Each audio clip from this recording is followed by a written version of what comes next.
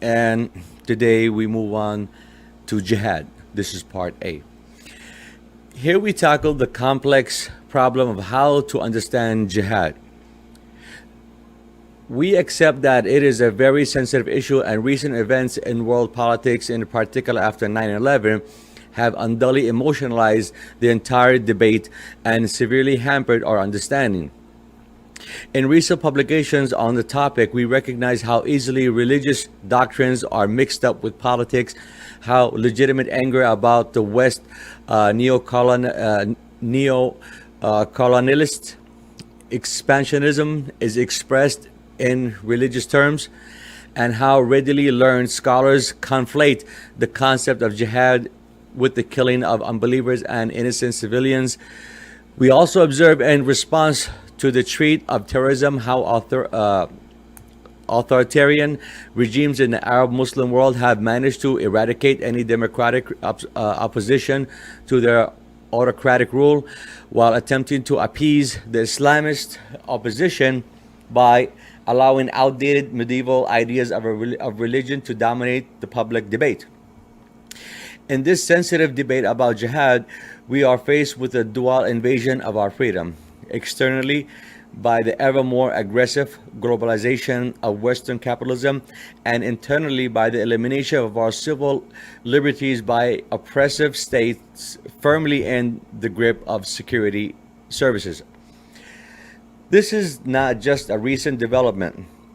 However, the entire history of Islamic fiqh is basically characterized by efforts of the ulama to define jihad with bellicose connotations and to advance reasons for the so-called legitimate killing of the enemies of Islam. Some scholars claim to be innocent because of their ignorance of the subject, or try to justify their misunderstanding by saying that they were blindly following the authority of a school of law, while in fact they were actively involved in power politics and wanted to please authoritarian rulers by providing them with an expansionist ideology for their imperial ambitions. That Islamist group today resort to the concept of jihad as a cloak of legitimacy to hide their lust for political power and authoritarian rule unashamedly. Is also not new in Islamic history. The history of abuse began with the First Civil War and the killing of the third Caliph Uthman in 7th century Arabia, and finds its culmination in the 20th century with the dethronement of Reza Shah Pahlavi in Iran and King Farouk in Egypt. It currently ends with the so-called jihadist group, the militant Taliban in Afghanistan, and Al-Qaeda works all over the world. Examples: the political history of Islam reveals of a frightening habit to use religion for the purpose of usurping political power. The list is indeed very long. Zubayriyids, Haruriyids, Karamatists, Umayyads, Abbasid, Mamluks, Ottomans, and so on, all use jihad as a pretext for their hunger of power, and lately the last one but not least, ISIS, as we all know. The list goes on.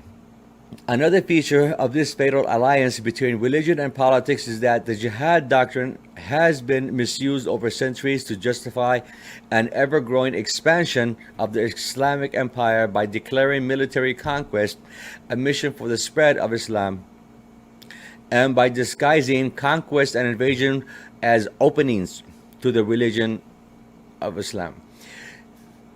Inevitably, Islam soon became known as the religion of the sword, of violence, terror, oppression, supremacy, hatred, and vengeance. And today's terror in the name of Islam certainly does not help to eradicate this image of Islam as a martial religion. I'm stuttering a little bit.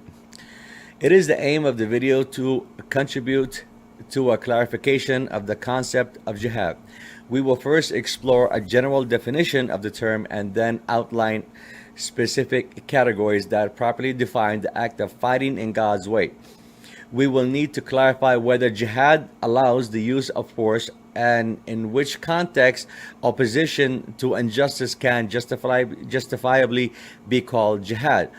A considerable part of our analysis will be dedicated to a study of issues related to the problem of jihad. In particular, the thorny questions of whether Islam allows martyrdom or not. Now, the term jihad. The noun jihad is derived from the third verb form jahada, and thus has the structure and semantic meaning of words of the fa'ala group, such as jidal, dispute, qital, fight, and khisam, argument. Jihad, like these three nouns, connote a struggle between two sides in which one side wants to overcome and triumph over the other, which may be an individual or a whole group. It has often been assumed that jihad is derived from the first verb form jahada, jahada, and that the long a is accidental, jahada, and that the long a in jahada is accidental and not constitutive for its meaning.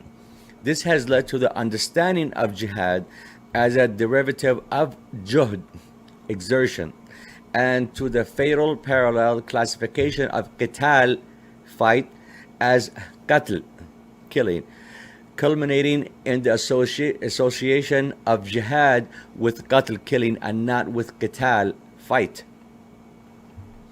The following two verses show how absurd it is to link jihad to killing. We have enjoined on man kindness to parents, but if they either of them strive to force you jahadaka to join with me in worship anything of which you have no knowledge, obey them not. Ankabut 8. But if they strive to make you jahadaka join in worship with me of which you have no knowledge, obey them not, yet bear them company in this life with justice and consideration. Luqman 15. In both verses, the possibility is considered that parents may not want their children to worship God. The force they may apply is described by the term jihad. This cannot impossibly imply the parents' killing of their children, given that God asked their children not to obey them, also to bear with them company in this life with justice. We could not find a better definition of this aspect of jihad than in the hadith in which the Prophet once said to his companions, "You have made a good transition from the lesser jihad to the greater jihad." They asked, "What is the greater jihad?" He said, "A servant's struggle against his desire." In spite of this textual evidence, the fuqaha not only successfully associated jihad with killing, qatl, they also invented an arsenal of arguments that justified armed expeditions, conquests, raids, incursions, and other military activities as essential form of jihad. The main tool and principal method of achieving such a mischievous rendering of the term was naskh, abrogation. By using the concept of naskh according to which Allah's earlier revelation were considered as superseded by later ones, they were able to argue based on this diachronic logic that later human traditions of the Prophet's companion overruled the authoritative verses of the book and of the authentic Sunnah. This is so central to the debate about jihad that we need to revisit the question of abrogation before we can proceed. The main argument of the jurists for the existence of abrogation was that some verses of the book seemed to contradict one another. One of their prime example was the theological discrepancy between the following two verses. "O you who believe, fear God as he should be feared, and die not except in a state of Islam, Al-Imran 102. So fear God as much as you can. Listen and obey, and spend in charity for the benefit of your own soul and those saved from the covetousness of their own souls. Taghabun 16. It confuses the exegetics that Al-Imran 102 demands fear of God as he should be feared, that is, with an intensity that is equal to him, whereas Taghabun 16 only asks to fear God as much as you can. This is with an intensity that humans are capable of, even if that falls short of how he should be feared. In order to solve the contradiction, it was suggested that Taghabun 16 was abrogated by Al-Imran 102, since it did not correspond to the normative expectation of the fuqaha. The exegetics were also confused by the fact that the book apparently contradicts itself by calling for tolerance, nonviolence, and peaceful persuasion in some verses, such as "Let there be no compulsion in religion," Baqarah 256. Say, the truth is from your Lord. Let him who will believe, and let him who will reject it. Kahf 29. Invite all to the way of your Lord with wisdom and beautiful preaching, and argue with them in ways that are best and most gracious, for your Lord knows best who have strayed from his path and who receive guidance. Nahl 125. While in other verses, the book seems to promote intolerance and legitimate violence against other religion by aggressive expansionist theology. As for example, in the so-called sword verses of Surah Tawbah, O Prophet, strive hard against the unbelievers and the hypocrites, and be firm against them. Their abode is hell, an evil refuge indeed. Tawbah 73. Fight those who believe not in God, nor the last day, nor hold that forbidden which has been forbidden by God and his apostle, nor acknowledge the religion of truth, even if they are of the people of the book, until they pay the jizya with willing submission and feel themselves subdued. Tawbah 29. Then fight and slay the pagans whenever you find them, and seize them, beleaguer them, and lie in wait for them in every stratagem of war. Tawbah 5. We do not deny that abrogation exists within the book. Abrogation occurs in two forms, as annulment, ibtal, and amendment, ta'dil, of previous legislative verses. The book confirms this. None of our revelations do we abrogate or cause to be forgotten, but we substitute something better or similar. Do you not know that God has power over all things? Baqarah 106. When we substitute one revelation for another, and God knows best what he reveals in stages, they say you are but a forger. But most of them understand not. An-Nahl 101. Most fuqaha base their theory of abrogation on these two verses. However, they fail to interpret these verses within the context of either preceding or succeeding verses. We believe that chapter 2 verse 106 and chapter 16 101 are specified by chapter 2 105 and chapter 16 102 respectively. It is never the wish of those without faith among the people of the book, nor of the pagans, that anything good should come down to you from your Lord. Baqarah 105. Say, the Holy Spirit has brought the revelation from your Lord in truth, in order to strengthen those who believe, and as a guide and glad tidings to Muslims, lil Muslimin. Nahl 102. We deduce from this that abrogation occurred between messengerhoods. An example, between the message of Moses and the message of Jesus, but not within one and the same messengerhood. Verse 15 confirms this. O people of the book, there has come to you our apostle, revealing to you much that you used to hide in the book, and passing over much that is now unnecessary. Ma'idah 15. Abrogation became necessary because several centuries had passed between messengerhood, life change, and legal adjustments were needed. The certainty was not the case. However, within the time span of only one messengerhood, we hear that people had forgotten the stories of previous messengers who came a long time ago. So Allah had to remind them, we did a 4 times sent apostle before you. Of them there are some whose stories we have related to you, and some stories we have not related to you. Ghafir 78. Abrogation occurred because Allah wanted to implement legal rules that either improved existing legislation, we substitute something better, Baqarah 106, or replace similar rules, we substitute something similar, chapter 2, 106. The underlying principle of abrogating similar rules is Allah's wisdom to express the truth within the changing idioms of the time. For example, the truth of al-Tawheed is essential to all messengerhood, starting from Noah and ending with Muhammad. But it needed to be explained differently according to the progressing stages of human society. In addition, old legislation occasionally required updating to bring it in line with the new ritual practices, even though the essence of the rule did not change. Let us, for example, compare chapter 21, verse 48 with chapter 2, verse 185.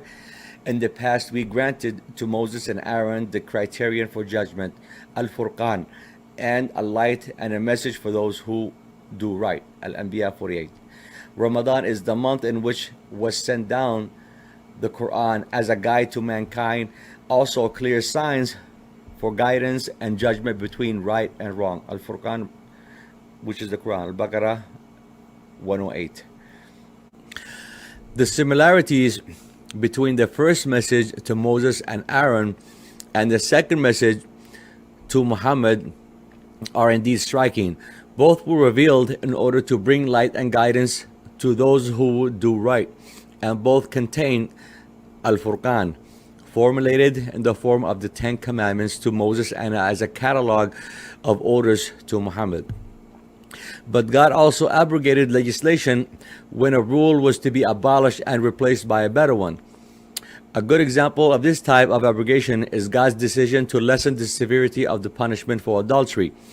Jewish law demands the death penalty, while the law of the gospel prescribed forgiveness with mercy and with the adulterers. But Muhammad's message finally abrogated both the death penalty and the granting of complete absolution by introducing a better rule which stipulates the penalty of flogging with 100 stripes. If a man is found sleeping with another man's wife, both the man who slept with her and the woman must die. Deuteronomy 22:22. Hope I'm pronouncing it right. If anyone of you is without sin, let him be the first to throw a stone at her. John 8:7. The woman and the man guilty of adultery or fornication, flog each of them with 100 stripes. Nur 2. The book speaks about the notion of successive messengerhoods by precisely defining the role of each messenger had to play. We hear, for example, about the mission of Jesus. I, Jesus, have come to you to attest the law which was before me, and to make lawful to you part of what was forbidden, what was before forbidden to you. Al-Imran 50. And about Muhammad's mission, those who follow the apostle, the unlettered prophet, whom they find mentioned in their own scriptures, is in the law, Torah of the gospel, for he commands them what is just and forbids them what is evil. He allows them as lawful what is good and pure, and prohibits them from what is bad and impure. He releases them from their heavy burdens and from the yokes that are upon them. A'raf 157. This verse stresses the fact that Muhammad's role was to release people from the heavy burden of previous rules. This would occur, for example, by abrogating the death penalty for adultery. It beggars belief that the fuqaha have ignored all the textual evidence and overruled Allah's command by shamelessly reintroducing the death penalty for adultery. A similar evolutionary development of legislation can be observed if we look at the rules of killing. First, we hear about the law We hear about the law code of Hammurabi. An example, paragraph 196, 197, 200, 229, 230, which basically introduced a lex talionis, law of retaliation. Lex talionis, law of retaliation. Next, the Torah reiterates the law, the lex talionis of the code of Hammurabi, Exodus 21, 22 to 25, Leviticus 24 to 17, I think, Deuteronomy 19 to 21, but no longer condones its class distinction. This is explicitly endorsed by the book in Ma'idah 44, which at the time was, in legal terms, a huge step forward because it established retributive justice as a strong deterrent against intentional killing. We ordain therein for them life for life, eye for eye, nose for nose, ear for ear, tooth for tooth, and wounds equal for equal. Ma'idah 45. It was we who revealed the law to Moses. Therein was guidance and light. Ma'idah 44. This level of legislation was finally abrogated by Muhammad's messengerhood. The book also prohibits homicide but extends this to the killing of all creatures that possesses a soul, that is, animals and plants.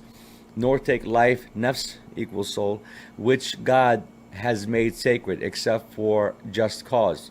Isra 33. The added concessive subclause, except for just cause, indicates a higher form of legal reasoning because it considers the possibility of justified killing if this follows the principle of utility. For example, the cutting of trees in order to acquire wood, or the slaughtering of animals for food. Any other killing is unlawful and will be prosecuted. Both messengerhoods distinguish between unintentional and intentional homicide.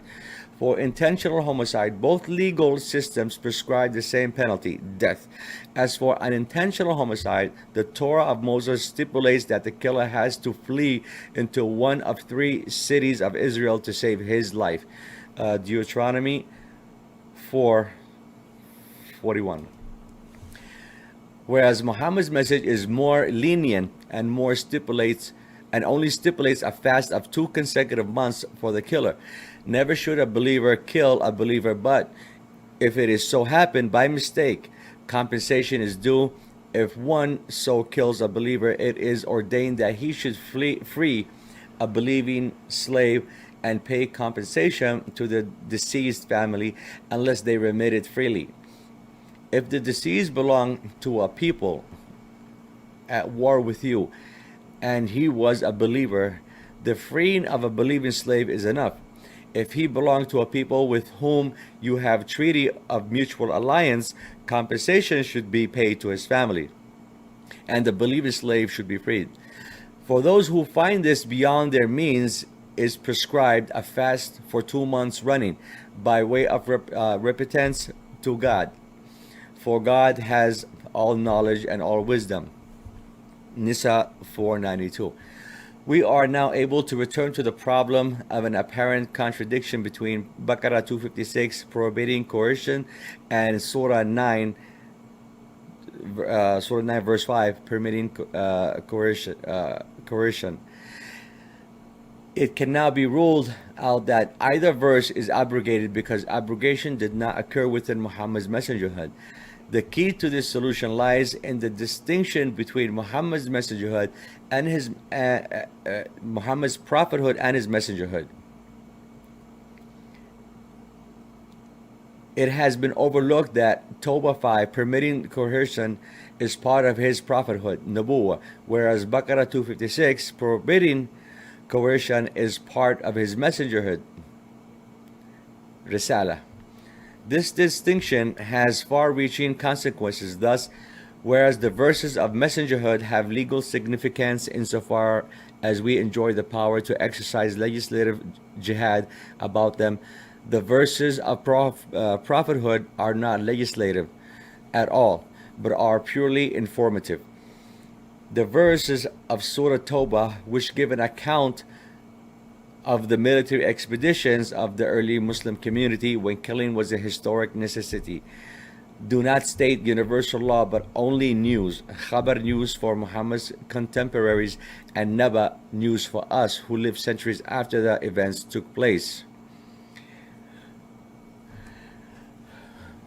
We will move on next to the act of witness. We finished with jihad. We move on to the act of witness, which follows this.